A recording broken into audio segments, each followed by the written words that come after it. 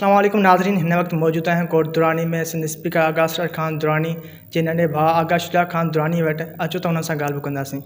Sir, जेको तव्हां chairman जे दौर में रहियो हिन वक़्त में तव्हां कहिड़ा कहिड़ा कम कराया पिया इलाइक़े में? असांजे चेयरमैन जो दौर त हाणे पूरो थी वियो आहे, 4 साल हलियासीं।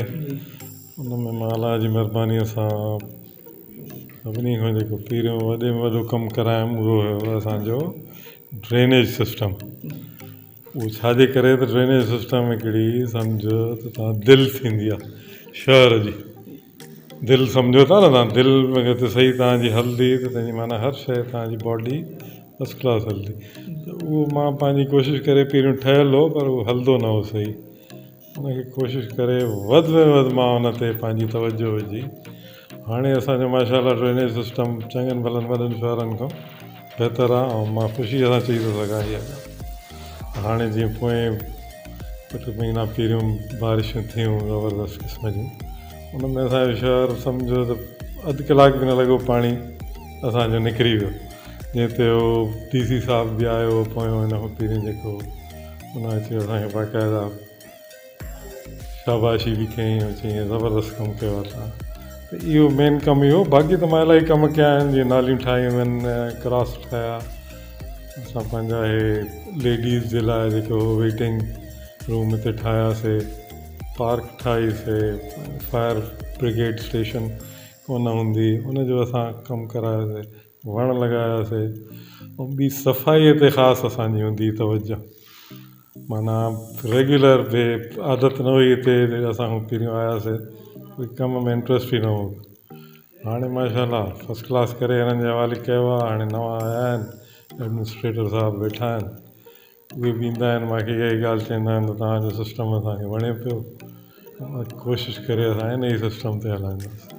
जीअं बि महदूद हुया, मां पंहिंजी ज़ाती कोशिशि कराए जेको बि असांखे बचति थींदी काॾों बि कोशिशि कराए, जॾहिं असांजो टेन्योर पूरो थियो 4 साल, त मां पंहिंजी कोशिशि कराए सभु अलाउंसिस जेके बि रहियल हुया मां उन्हनि खे करे छॾिया, सभिनी खे ॾेई छॾिया।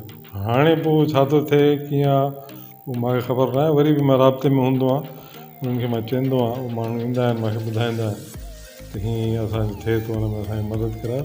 पर अॻियां ॻाल्हि उहा ई आहे, सरकारी कमु आहे, उहो पंहिंजे हिसाब सां हलंदा, असां त कोशिशि कईसीं।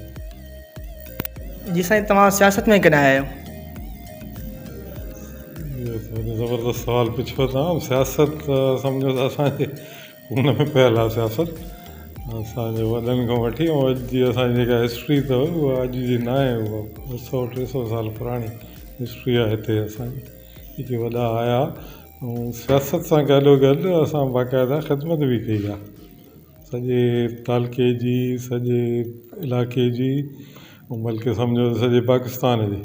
जो पाकिस्तान खां पहिरियों असां वेठा आहियूं अचे हिते ऐं पंहिंजे सिस्टम खे हलायो आहे असां।